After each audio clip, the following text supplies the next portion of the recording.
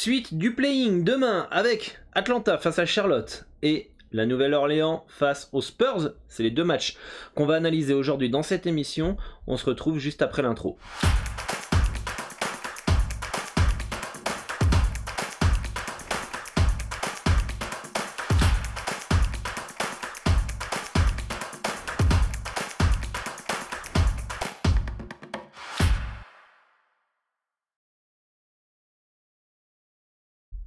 Salut à tous, ici Dorado, votre expert en paris sportif spécialiste basket pour une nouvelle émission. Ça y est, on est dans le vif du sujet, on est dans les playoffs, on est dans le play-in et on va analyser les deux matchs de demain en NBA. Si vous voulez retrouver les matchs du jour, eh bien vous avez le petit i en haut avec l'émission d'hier pour pouvoir faire vos pronostics. On fait cette émission quasiment tous les jours sur cette chaîne YouTube pour vous aider à faire vos pronos, vous permettre de confronter vos analyses aux miennes et de vous faire progresser dans les paris sportifs. Donc si vous n'êtes pas encore abonné, faites-le, activez la cloche des notifications pour ne louper aucune des prochaines émissions conseils ou d'analyse. N'hésitez pas à liker, commenter aussi cette vidéo pour aider à la chaîne à être mieux référencée, à aider un maximum de parieurs, etc. et à soutenir la chaîne, c'est très très important. Et dans la description de la vidéo vous avez tous les liens pour me suivre sur les réseaux sociaux, Telegram, Instagram, Twitter, Facebook, le Discord pour échanger avec l'ensemble de la communauté, moi-même, etc. ainsi que la formation NBA, 15 étapes pour gagner de l'argent en pariant la NBA, et ça en 2 semaines. Le lien est dans la description de la vidéo. Et avant de commencer, je vous invite fortement à ouvrir un compte sur PS3838 via le meilleur broker au monde, Asian Connect. Pourquoi? Pour avoir les meilleures cotes sur les handicaps ou les over-under. Vous aurez, c'est plus facile à comparer, des cotes à 1,952 donc à 1,95 au lieu de 1,70.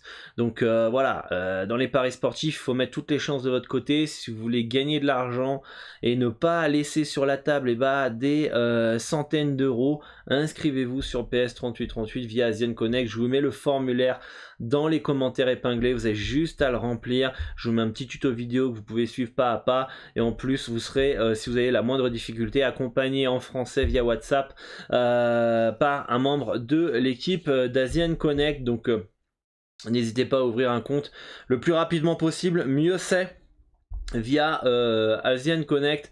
Comme je dis, avoir des meilleurs codes c'est quand même bien mieux.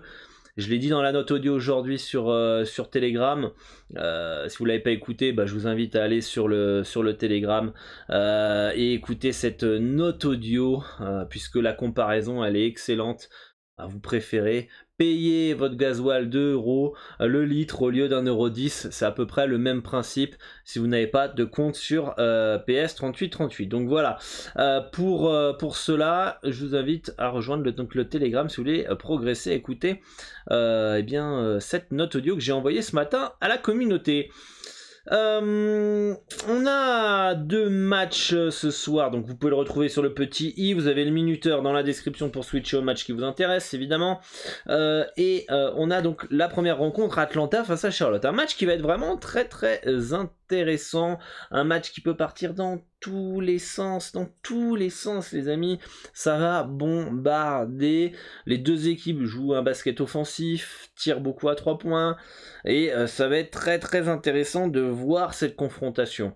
J'enterrerai pas les Hornets tout de suite, clairement, parce que le soir où ils sont chauds, ils peuvent battre n'importe qui, et on n'oublie pas que le play-in c'est sur un match. Là c'est un game 7. Le perdant est éliminé, donc ça c'est très important à l'avoir en tête. D'accord, donc grosse pression sur les Hawks qui étaient finalistes l'année dernière, qui sont décevants cette année, mais qui a l'expérience de ce genre de match. Donc Atlanta part avec l'avantage du terrain, la petite expérience et évidemment pour moi un roster bien plus équilibré, une philosophie de jeu bien plus équilibrée aussi. Alors que Charlotte, ça va jouer le tout pour le tout sur de l'adresse, sur l'attaque, et ils ont intérêt à mettre dedans. Atlanta est capable, attention, de suivre le tempo des Hornets. Ça c'est une des grosses différences, ils sont capables de suivre le tempo des Hornets. C'est quelque chose que quand Charlotte est en feu et qu'Atlanta est capable de suivre, ou l'équipe adverse est capable de suivre, bah ça va être les meilleures défenses. Atlanta n'est pas une grosse défense, mais en tout cas j'estime qu'elle est un poil meilleure quand même que Charlotte. Donc les Hawks partent pour moi logiquement favoris chez eux, avec un âge de moins 4,5, moins 5 qui me semble totalement logique, qui devrait gagner entre 1 et 10 points la plupart du temps. Je ne vois pas forcément une value sur les Hornets plus 4,5 en tout cas pour ma part. Peut-être que sur le sec est peut-être plus intéressant si vous voulez partir sur du Hornets, ce qui fait une probabilité de 36%. 36% de victoire. Si vous ne savez pas comment calculer les probabilités par rapport à une cote, il y a un petit problème et il faut passer donc par l'apprentissage évidemment, et c'est tout à fait normal, on ne sait pas tout au début, mais il faut savoir l'accepter et se dire ok, je sais pas faire ça, donc je vais me former et je vais apprendre auprès de ceux que j'estime compétents, mais c'est quelque chose qui est très très important, connaître la probabilité par rapport à une cote. Donc Atlanta a 66,57% de probabilité de gagner, ça me paraît un peu haut. Si on parle uniquement du sec, ça me paraît un peu haut. Ça voudrait dire que si vous pariez Atlanta, il faut que 7 fois sur 10 ça gagne. Et encore, vous ferez pas beaucoup de bénéfices, vous serez quasiment à zéro. Je pense que sur le sec, la value elle est plus sur les Hornets. Et sinon, Charlotte Atlanta en termes d'handicap, je pense que c'est plutôt bien placé. Donc voilà, d'ailleurs il y a débat, je vous lance un petit débat. Est-ce que s'il n'y a pas de value sur le handicap positif, est-ce qu'il y a de la value sur le sec? Et inversement, s'il n'y a pas de value sur le sec, est-ce qu'on peut avoir de la value sur le handicap? Ok. Ou un autre débat, est-ce que s'il y a par exemple value sur le moins 5,5, est-ce qu'on a aussi de la value sur le moins 7 et aussi de la value sur le moins 2? En gros, toute la ligne d'handicap est value.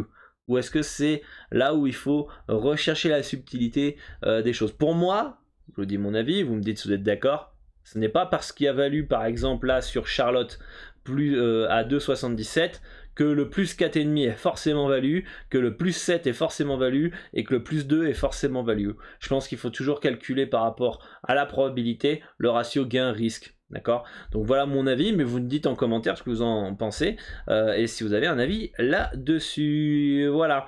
Donc voilà pour ce premier match. J'irai plus sur du Charlotte sec. Si on parle de value, pour Atlanta, pour moi, il n'y a pas de value sur cette équipe dans cette rencontre. Deuxième match. Les Pélicans, on a plus ou moins les mêmes cotes. Hein. On va vérifier ça, mais on a plus ou moins les mêmes cotes, c'est ça. On a du moins 5,5 plus 5,5, un 76, un 77, un 50, un 50 à peu près. Donc les Pélicans qui partent logiquement favoris dans cette rencontre à élimination directe. Le perdant rentre à la maison. D'accord, c'est un match entre 9e et 10e. Le vainqueur jouera contre le perdant donc du 7e et 8e. Match important, match 7, match à élimination directe. Les Pélicans, heureusement qu'ils ont du Valanciunas qui connaît un peu les playoffs et du CJ McCollum, parce que sinon c'est des bébés les mecs. Hein. Et CJ McCollum qui arrivait en cours de saison a quand même bien changé cette équipe, beaucoup plus stable offensivement, beaucoup plus régulier. En même temps, c'est quand même un bien meilleur leader que Brandon Ingram. Ça va être assez intéressant de voir ce que va mettre en place Popovich. Parce que pour moi, c'est pas gagné d'avance, malgré le fait que les Pels ont plus de talent pour moi. Ce n'est pas fait d'avance pour les Pélicans. San Antonio a un coach qui est capable de mettre un plan de jeu en exécution pour pas fracasser les Pélicans, mais du moins leur poser quelques petits problèmes. Je m'attends pas à un match facile de la part des Pélicans. Je sais pas, j'ai pas un bon feeling sur les Pels. Je me méfie de San Antonio, et pourtant Dieu sait, vous le savez si vous suivez la chaîne depuis longtemps, que je suis pas super fan des Spurs et que pour moi c'est une équipe qui est assez faible, notamment au niveau du talent, mais Popovich a réussi à créer quelque chose, a réussi à inventer des joueurs, et les Spurs ont souvent été casse-couilles cette saison. Et les jouer là sur un match à élimination directe, ils ont rien à perdre. Je suis pas serein. Je suis pas serein pour les Pélicans.